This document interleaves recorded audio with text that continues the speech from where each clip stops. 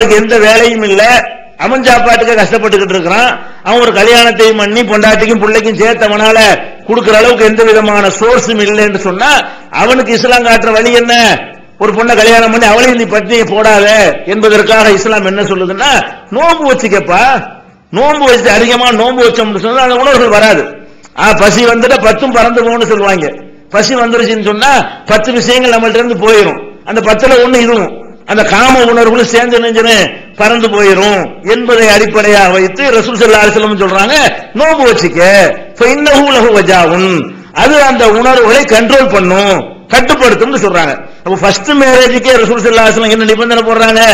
உனக்கு ஏழுமா, உனக்கு கெப்பாசிட்டி இருக்குதா என்று போடுறாங்க. இன்றைக்கு யார் இரண்டாம் கல்யாணம் பண்றாங்கன்னு பார்த்தா மனைவிக்கு ஒழுங்கா சோறு கொடுக்கறது இல்ல, பிள்ளைகளுக்கு தேவையான விஷயங்களை செய்து கொடுக்கறது இல்ல, அதுதான் குடும்பத்திலேயே பஞ்சாயத்தா விவகாரமா இருந்துகிட்டே இருக்கு. இவர் இன்னொரு கல்யாணம் பண்றேன்னு போவார். உனக்கு முதல் கல்யாணத்துக்கே மார்க்கம் என்ன கண்டிஷன் போடுதுன்னா உனக்கு முடியுமான்னு கேட்குது. முடியாட்டி அது முக்கியமான தேவையா இருந்தாலும் நீ நோன்பு வச்சுதான் கட்டுப்படுத்தணுமே தவிர ஒரு கல்யாணம் பண்ணி கொண்டு கஷ்டப்பட கூடாது என்று மார்க்கம் நமக்கு சொல்லக்கூடிய ஒரு நேரத்தில் இந்த இரண்டாம் கல்யாணம் பண்ணக்கூடிய அதிகமான சகோதரர்களை பார்த்தீங்கன்னு சொன்னா அவர்கள் அந்த பொருளாதாரத்தில் தன்னிறைவு பெற்றவர்களாக, 2 குடும்பங்களை வைத்து பராமரிக்க சக்தி படைத்தவர்களாக இருக்கவே மாட்டார்கள். அவர்கள் தான் 2-3 கல்யாணம் பண்ணிவிட்டு யாசகம் வாங்கி குடும்பம் நடத்தக்கூடியவர்களும் இருக்கிறார்கள். 2 கல்யாணம் பண்ணிட்டேன், 2 மனைவி வச்சு நான் கஷ்டப்படுறேன், ஏதாவது உதவி செய்யுங்க என்றெல்லாம் கேட்கிற அளவுக்கு உள்ளவர்களும் கூட என்ன செய்யறாங்க, இந்த அனுமதியை மிஸ்யூஸ் பண்றாங்க, தகுதியற்ற முறையில் செய்யறாங்க. ஃபர்ஸ்ட் என்ன, பொருளாதார ரீதியாக அவருக்கு அது இயலுமா அதை நீங்க பார்க்கணும். இரண்டாவதாக குடும்ப வாழ்க்கையில நீங்க ஈடுபடக்கூடிய நேரத்தில் உங்களுக்கு ஒரு மனைவிக்கே சில பேருக்கு என்ன செய்ய முடியாது, முழுமையான சந்தோஷம் கொடுக்க முடியாது. நீலாம் ஒரு ஆம்பளையான்னு கேட்கிற அளவுக்கு சில குடும்பங்கள் நிலைமை இருக்கும். அந்த மாதிரி ஒரு மனைவியோடு மகிழ்ச்சியாக அவள் விரும்பக்கூடிய வகையில சந்தோஷம் தர முடியல என்று தெரிந்து கொண்ட இன்னொருத்தையும் நான் கல்யாணம் பண்றேன்னு அது எப்படி நியாயமாக? கல்யாணம் பண்ணுவது என்பது நீ சந்தோஷமா இருக்கிறது மாத்திரம் இல்ல, அவளை சந்தோஷமா வச்சுக்கிறதுக்காக வேண்டியும் 2 விஷயங்கள் அடங்கி இருக்கிறது. இவர் மாத்திரம் சந்தோஷமா இருந்து கொண்டு மனைவியை சந்தோஷமா வைக்கிறேன், அதுக்கு ஒரு கல்யாணமா? 2 பேருக்கும் உணர்வு இருக்கா இல்லையா? அதனால ரசூல் ஸல்லல்லாஹு அலைஹி வஸல்லம் அவர்கள்ட்ட வந்து சில மனைவிமார்களை கணவன்மார்களை பற்றி இந்த மாதிரி எல்லாம் கம்ப்ளைண்ட் பண்ணாங்களா இல்லையா? என்னுடைய கணவர் சரியில்லை, அவரோட நான் வாழ்ந்தேன்னு சொன்னா நான் தப்பு செஞ்சிருவேன் பயப்படுறேன், அப்படி எல்லாம் கேட்டது விளங்குறது. அது முக்கியமா கணவனுடைய ஒரு கடமை. அப்ப நம்ம பார்க்கிறோம், முதல் மனைவியை சந்தோஷப்படுத்துகிற அளவுக்கு இல்லறத்தில் ஈடுபட முடியாதவர்கள், அதற்காக அதிகமான நாட்களை ஒதுக்க முடியாதவர்கள் என்ன செய்யறாங்க, நான் இன்னொரு கல்யாணம் பண்ண போறேன்னு போகிற காட்சியை பார்க்கிறோம். அப்ப நல்லா தெரிகிறது இவருக்கு ஏழல, இவருக்கு முடியல, ஒரு மனைவிக்கு தேவையான சந்தோஷத்தையே கொடுக்கறதுக்கு வக்கில்லை என்று தெரிந்து கொண்டு இன்னொரு மனைவியை கல்யாணம் பண்றேன்னு போனா இதுக்கு அனுமதி நடத்துமா? ஒரு ஆள் வாழ்க்கையை கருத்து மாதிரி இன்னொரு ஆள் வாழ்க்கையை கெடுக்கிறதுக்கு கல்யாணம் பண்றது அது யாரு பண்ணணும்? ஒரு மனைவியோட வாழ்க்கை நடத்துறான், அவன் இவனுக்கு உடன்பட மாட்டேங்கிறா, உன்னால தொந்தரவா இருக்குன்னு சொல்றா, அந்த மாதிரியான ஒரு நிலைமை ஏற்பட்டு நோயாளியா இருக்கிறா, இந்த மாதிரியான தாம்பத்தியத்தை விரும்பவே மாட்டேங்கிறா, இந்த மாதிரி நேரத்தில் அவங்க கஷ்டப்படுறாங்க போது அந்த நேரத்தில் கல்யாணம் பண்ணுனா ஓகே. அல்லது இவருக்கு திருகாத்திரமான ஆம்பளைல இல்லாத அளவுக்கு வித்தியாசமான அளவுக்கு இவருடைய உடல் சக்தி கூடுதலா இருக்கிறது, அந்த மாதிரியான ஒரு காரணமா இருந்தால் அது டெய்லி எனக்கு குடும்ப வாழ்க்கை வேணும், என் மனைவி அதுக்கு ஒத்துழைக்கக்கூடியவளா இல்லைன்னு சொன்னா அப்ப வழி கூடாதுல்ல, விபச்சாரம் பண்ணிடக்கூடாது, தப்பு தண்டா செஞ்சிடக்கூடாது, அதுக்கு ஓகே. இன்னும் சொல்ல போனா நம்ம நாட்டில் உள்ள உணவு அமைப்புகள்லையும் நம்ம நாட்டு மக்களுடைய உடல் அமைப்புகள்லையும் இந்த மாதிரி தாக்கத்து உள்ளவங்களே கிடையாது, அதிகமா கிடையாது, ரொம்ப விரல் விட்டு எண்ணக்கூடியவர்களாகத்தான் இருப்பாங்க. அது மாதிரி ரொட்டி பேரிச்சம்பழம் இது மாதிரி சாப்பிட்டு கொண்டு கடினமான வேலைகளை செய்து கொண்டிருக்காங்க பாருங்க, அவங்களுக்கு தான் அந்த மாதிரியான கூடுதல் தாக்கத்தெல்லாம் இருக்கும். நம்ம நாட்டில் உள்ள இந்த சோறு இதுக்கெல்லாம் இந்த மாதிரியான மேட்டர்கள்லாம் என்ன இருக்காது, அதிகமான அளவுல ஆண்களுக்கு அந்த சக்தி பத்தாது. அப்ப அந்த மாதிரி இருக்கிற ஒரு நேரத்தில் தேவையில்லாம ஒரு பொழுதுபோக்கு மாதிரி சும்மா ஒரு என்டர்டைன்மெண்ட் மாதிரி நினைத்துக் கொண்டு என்ன செய்யறாங்க, 2வது கல்யாணம் சீரியஸா விளங்காம செய்து கொள்ற காட்சியை பார்க்கிறோம். அப்ப கல்யாணம் என்பது 2வது கல்யாணம் பண்ணலாங்கிறது மார்க்கத்தில் அனுமதி இருந்தாலும் உடல் ரீதியாக உனக்கு இயலுமா? எப்படி இயலணும்? முதல் மனைவியையும் சந்தோஷப்படுத்திக் கொண்டு அதே மாதிரி 2வது மனைவியும் சந்தோஷப்படுத்திக் கொண்டு உனக்கு இருக்க இயலுமா? முதல் மனைவிக்கும் தேவையான பொருளாதார வசதிகளை செய்து கொடுத்து 2வது மனைவிக்கும் அது மாதிரி செய்து கொடுக்க இயலுமா? சமமாக 2 பேரும் நடத்த இயலுமா என்கிற மாதிரி தான் இஸ்லாம் என்ன செய்கிறது, நமக்கு அந்த அனுமதியை கொடுத்திருக்கிறது. அப்ப இன்றைக்கு என்ன நடக்குது தெரியுமா? இந்த ரெண்டாம் கல்யாணம் பண்ணக்கூடிய முக்காவாசி பேரு கள்ளத்தனமா பண்றாங்க.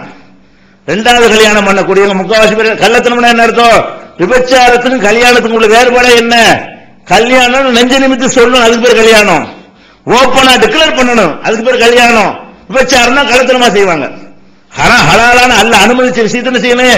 கல்யாணம் தானே பண்ணிட்டேன், இதனை பொண்டாட்டி அப்படின்னு ஒருவனுக்கு சொல்ல முடிஞ்சாதான் அதுக்கு பேர் கல்யாணமே தவிர, என் மனைவிக்கு நான் சொல்ல மாட்டேன், என் மாமனாருக்குலாம் சொல்ல மாட்டேன், அவன் குடும்பத்துக்குலாம் தெரியக்கூடாது, எனக்கு பண்ணி வைங்க அப்படின்னு கேட்கக்கூடியவர்கள் நிறைய என்ன செய்யறாங்க, இருக்கிறாங்க. இது இந்த துரோகத்துக்கு இஸ்லாம் அனுமதிக்க செய்யாது.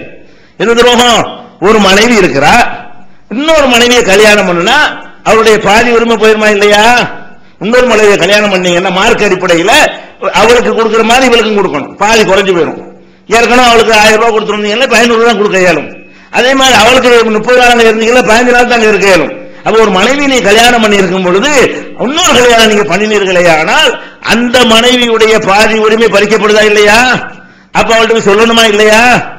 30 நாளை அனுபவித்தவளுக்கு பாதி நாள் தான் கிடைக்கும் என்று சொன்னால் அது அவள்கிட்ட சொல்ல வேண்டிய கடமை இருக்கா இல்லையா?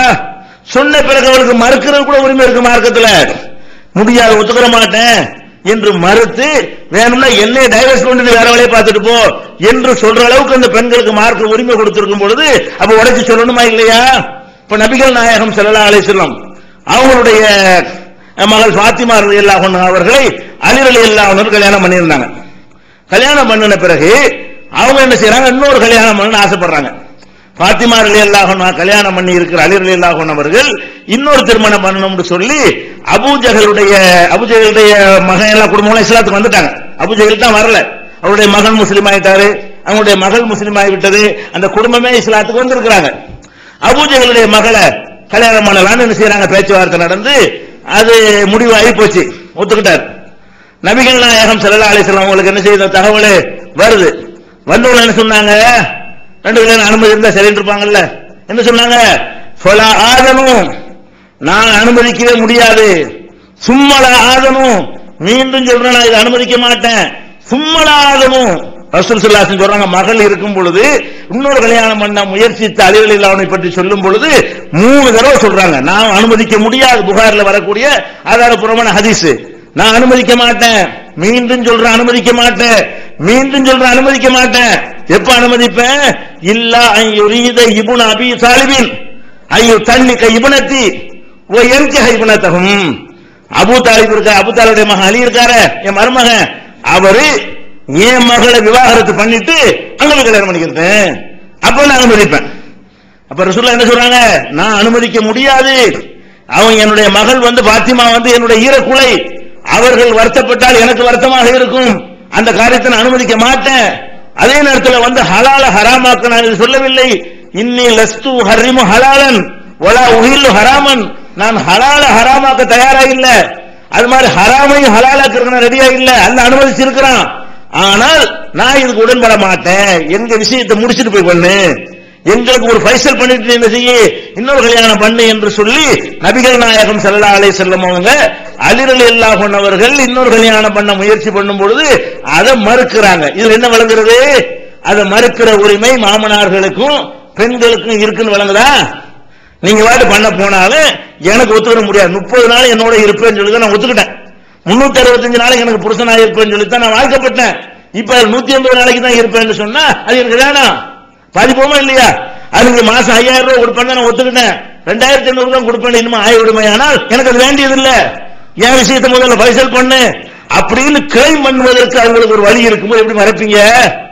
அவங்க நிலையை கேட்டு இந்த மாதிரி 2ஆவது கல்யாணம் பண்ண போனா அவ்வளவு அர்த்தம் இருக்கு. 2ஆவது கல்யாணம் நீங்க பண்ணீங்கன்னா எல்லாம் பாதின்னு அர்த்தம், குடும்ப வாழ்க்கை பாதி, செலவு பாதி, வீடு ஒரு வீடு இருந்தாலும் பாதி அடைச்சு கொடுக்கணும். ஒரு வீட்டுல இருப்பீங்க, ஒரு வீடு உங்க வீடா இருக்கு, இன்னொருத்தர் கல்யாணம் பண்ற வீடு கொடுக்கணுமே, இருக்கிற வீட்டுல பாதி அடைச்சி இந்த பக்கம் நீங்க சொல்லணும்.